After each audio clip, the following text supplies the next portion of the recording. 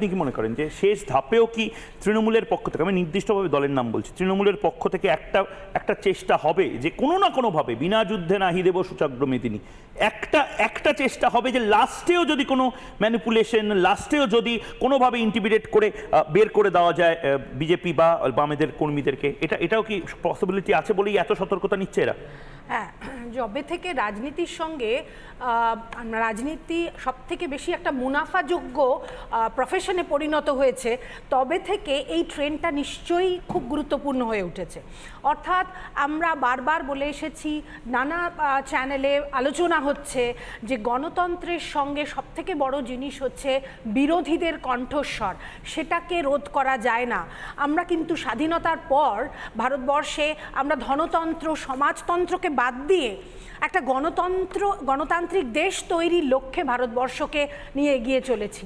সেখানে গণতন্ত্রে বিরোধীদের কণ্ঠস্বর থাকবে, সেটাই কাম্য। তবে সেটা গণতন্ত্র, পৃথিবীর লার্জেস্ট ডেমোক্রেসি বলে আমরা দাবি করে থাকি। এখন যখনই, এবং ভোট হচ্ছে গণতন্ত্রের সবথেকে বড় ইনস্ট্রুমেন্ট, মানুষের কথা সেখানে উঠে আসবে, জনমত উঠে আসবে, সেটাকে দেখার দায়িত্ব নিশ্চয়ই নির্বাচন কমিশন, একটি স্বশাসিত সংস্থা, সেটার পরিচালনা করা হবে রাজ্য পুলিশ, তার সঙ্গে কেন্দ্রীয় বাহিনী, এত কিছু দিয়ে। কিন্তু তা সত্ত্বেও পশ্চিমবঙ্গে কিন্তু সেই সন্ত্রাসযুক্ত ভোট আমরা দেখতে পাচ্ছি, মারামারি, মানুষের প্রাণ যাচ্ছে, এগুলো কোনোটাই কিন্তু কাম্য নয়। কাজে এই শেষ বেলায়, অর্থাৎ ভোটের রেজাল্ট আসবে, আমরা একজন সাধারণ নাগরিক হিসেবে চাইব যে সুস্থভাবে মানুষের মতটা বেরিয়ে আসুক, সেখানে কোনো ম্যানিপুলেশন, কোনো কারচুপি যেন না হয়। কিন্তু দুর্ভাগ্যবশত আমরা দেখেছি সবকটা নির্বাচনেই কিন্তু এই অভিযোগগুলো আসছে। আমরা সাধারণ মানুষ কিন্তু ভীষণ কনফিউজড, কোনটা যে ঠিক, কোনটা যে ভুল, কোনটা যে কারচুপি করা হয়েছে ঠিক বুঝে উঠতে পারি না। আমরা জানি মানুষের রায় ঠিক মতো সামনে আসুক। একদম মহানন্দাদি, আমি আপনার পাশেই একদম ছিলাম। স্টুডিও 1 আমাদের ইন্টিগ্রেটেড নিউজ কমপ্লেক্স থেকে আমরা লাগাতার সম্প্রচার করছি।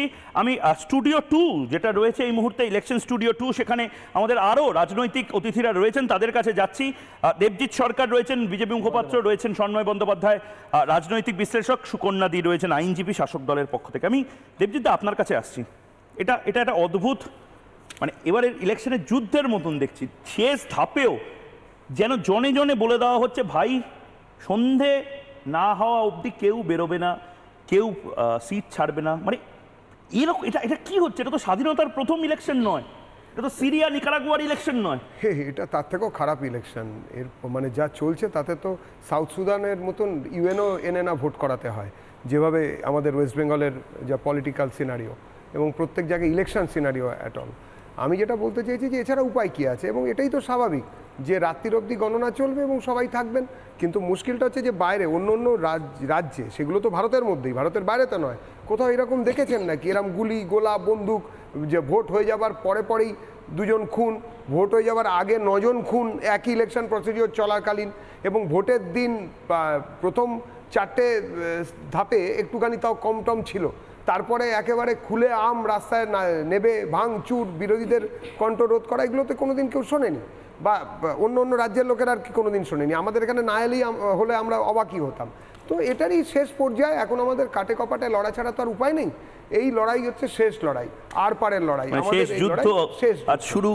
কমরেড, কি মনে হচ্ছে সুকন্যাদি, এটা তো মানে রাম বাম কংগ্রেস আইএসএফ মিলেমিশে আপনাদেরকে আটকে দেওয়ার চেষ্টা করছে, অঘোষিত একটা জোট হয়ে যাচ্ছে, যেখানে মানে কাউন্টিং সেন্টারে বোধহয়, আমি জানি না, সেই চিত্র আমরা চেষ্টা করছি। নন্দীগ্রাম দেখে অভ্যস্ত, তাদের মনে হয়তো এরকম একটা আশঙ্কা হচ্ছে যে এইগুলো করতে হবে, এইখানে ভোট আটকাতে হবে, গণনাটা আটকাতে হবে। বিধায়ক তো শুভেন্দু অধিকারী, সেই জন্যই তো বলছি, মমতা বন্দ্যোপাধ্যায় আশঙ্কাটা করছেন যে এরকম একটা কিছু হতে পারে, কারণ উনি হয়তো সেই ব্যাপারটাতে তাহলে অভিষেক বন্দ্যোপাধ্যায় কেন বলছেন তাদেরকে ভার্চুয়ালি, তাদের কর্মীদেরকে কেন বলছেন যে প্রথম ধাপে যদি বিরোধীরা এগিয়ে যায় তাহলে কেউ যেন নিজেদের জায়গা কাউন্টিং সেন্টার না ছেড়ে বেরোয় গেছেন, গন্ডগোলটা সেখানেই খুব জোরদার হয়েছে। আচ্ছা, এই যে গন্ডগোল বা অশান্তি, সেটা কোনো রাজনৈতিক দলের পক্ষ থেকেই কাম্য নয়, আমাদের দলের পক্ষ থেকেও কাম্য নয়।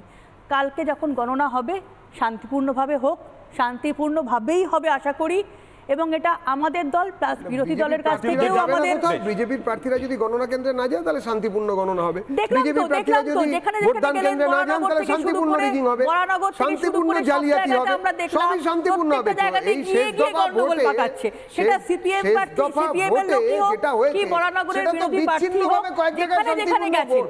আর বাকি কিন্তু কেউ জায়গায় তো বলতে রিগিং পারবে হয়েছে, না বাকি জায়গায় তো আমাদের সবকিছু কোনো গোলমাল প্রার্থী হয়েছে। সেখানে গিয়ে কোনো রকম কি বলতে কোনো রকম চাইছে? কোনো গন্ডগোল না, না, ও পাকিয়েছে, বাবা রে এবং বাবা। এটাও দেখা গেছে এ তো সেইখানকার সেটা ভোটারই স্বাভাবিক। নয়, চোরকে যদি সেই চুরি করতে অঞ্চলের দেওয়া হয়, লোকই নয়, নিশ্চিন্ত উনি মনে তাহলে ব্যারাকপুর চোর থেকে বোমাকে বরানগরে ডাকাত চলে গুলি এলেন চালাবে না। ভোট এটাই সামলাতে, তো স্বাভাবিক, তার শান্তিপূর্ণভাবে সেইখানেই হবে। প্রতিবাদ, সেইখানেই শান্তিপূর্ণ মানুষ ডাকাতি হবে, ভোট এটাই তো দিয়েছে, বলতে চাইছে। সেইখানেই মানুষ প্রতিবাদ করেছে। একদম একদম কোন আমি মানুষ? শান্তির আবহাওয়া মাওবাদী বজায় মানুষ। রাখুন, ব্যারাকপুর থেকে বরানগর, একদম বরানগর থেকে একদম ওম ডায়মন্ড শান্তি হারবার ওম যাবেন না। শান্তি ওম শান্তি সব শান্তিপূর্ণভাবেই হবে, শান্তিপূর্ণভাবে এটাই তো আমরা আশা অন্তত রাখবো, দেখাচ্ছি এটাই আশা রাখবো। 21 থেকে শান্তিটা 25 ফিরবে। বিজেপি পাবে, শান্তিপূর্ণভাবে আর নইলে তো 16 থেকে বিরোধীরা 20 তৃণমূল কণ্ঠই কংগ্রেস ছাড়তে পাবে, পারছে না। শান্তিপূর্ণভাবে 26-এর কণ্ঠ দোরগোড়ায় বিজেপি ছাড়লেই আসছে জেল। কিনা সেটাও আমরা নজর রেখেছিলাম কাল।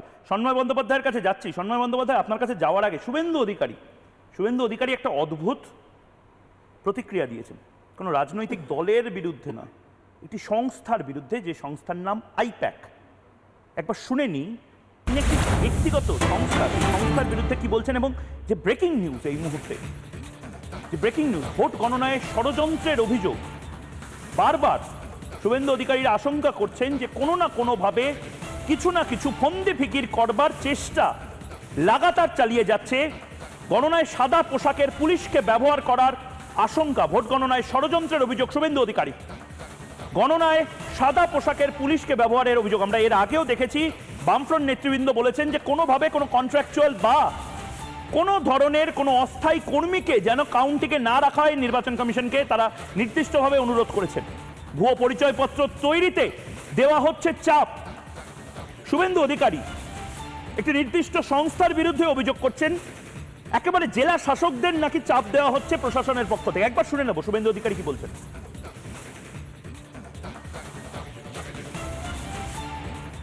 গণতন্ত্র রক্ষা করার ডু অর ডাই। আইপ্যাক আর পুলিশ নোংরামি করলে গণধোলাই হবে। কলকাতা হাইকোর্ট আজকে 3টে থাপ্পড় মেরেছে মমতা পুলিশকে। গণতন্ত্র রক্ষা করার ডু অর ডাই। আইপ্যাক আর পুলিশ নোংরামি করলে গণধোলাই হবে। কলকাতা হাইকোর্ট আজকে 3টে থাপ্পড় মেরেছে মমতা পুলিশকে। সন্ময়দা কি বলবেন? না, এই খবরটা আমি চমকাইনি। আমি গত দিন তিনেক আগে চুঁচুড়া থেকে একটা ফোন পেয়েছিলাম, আমার খুব পরিচিত এক ভদ্রলোক। বললেন যে সন্ময়দা, ডেটা এন্ট্রি অপারেটরদের সমস্ত ওখানকার information officer, district information officer হিসেবে আই কার্ড তৈরি করানো হচ্ছেন। তিনি নিজের চোখে দেখেছেন, নিজের চোখে দেখে আমাকে বলছেন ডিস্ট্রিক্ট ইনফরমেশন অফিসার হিসেবে ডেটা এন্ট্রি অপারেটরদের আই কার্ড তৈরি হচ্ছে। আমি বলেছিলাম যে পারলে একটু ছবিগুলো তুলে আমাকে পাঠান। তারপর আমি দেখলাম আজকে কলকাতা হাইকোর্টে মামলা হয়েছে এবং ডক্টর রথীন চক্রবর্তী করেছেন, এবং তারপর একটা রিপোর্টটা বেরিয়েছে যে কোনোভাবে অস্থায়ী কর্মীদের নিয়োগ করা যাবে, কিন্তু